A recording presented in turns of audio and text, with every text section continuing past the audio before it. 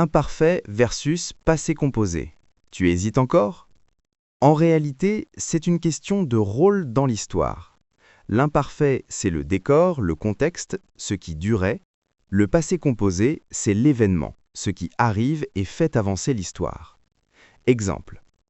Hier soir, il faisait nuit et la fille lisait tranquillement. Soudain, le chat a bondi sur la table. Ici, il faisait nuit et le décor, la fille lisait et le contexte qui durait, c'est l'imparfait. Le chat a bondi, c'est l'événement, c'est le passé composé. Voyons ensemble les différences de ces deux temps. L'imparfait. On utilise l'imparfait pour trois choses. Premier cas. Décrire une situation ou un état. On décrit comment les choses étaient. Le temps, l'ambiance, les sentiments, l'apparence. Exemple, il faisait froid et le ciel était gris. J'étais stressé avant l'examen. La rue était calme. Deuxième cas. Parler d'une habitude dans le passé. Mots fréquents, souvent, toujours, tous les jours, d'habitude, à l'époque. Quand j'étais étudiant, je travaillais tous les soirs. À l'époque, on se voyait souvent. Troisième cas.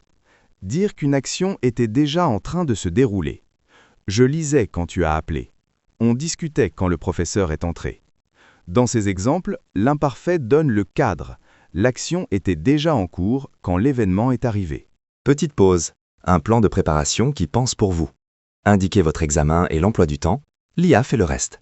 Essayez sur savoirx.ai. Le passé composé. On utilise le passé composé pour deux choses. Premier cas.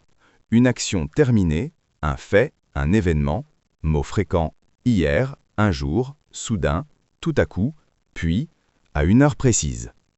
Hier, j'ai rencontré un ami. Il est arrivé à 20 h. Tout à coup, mon téléphone a sonné. Deuxième cas. L'action qui coupe une autre action en cours.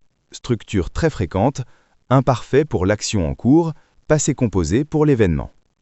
Je marchais dans la rue quand j'ai vu mon professeur. On a décidé de rentrer pendant qu'il pleuvait. Même verbe, sens différent. Certains verbes changent vraiment de sens selon le temps. Je savais la réponse, c'est un état. Je connaissais la réponse. J'ai su la réponse, c'est le moment. J'ai appris, j'ai découvert. Je pouvais venir, j'en avais la possibilité. J'ai pu venir, j'ai réussi à venir. Je voulais partir, intention, état. J'ai voulu partir, tentative ou décision à ce moment-là.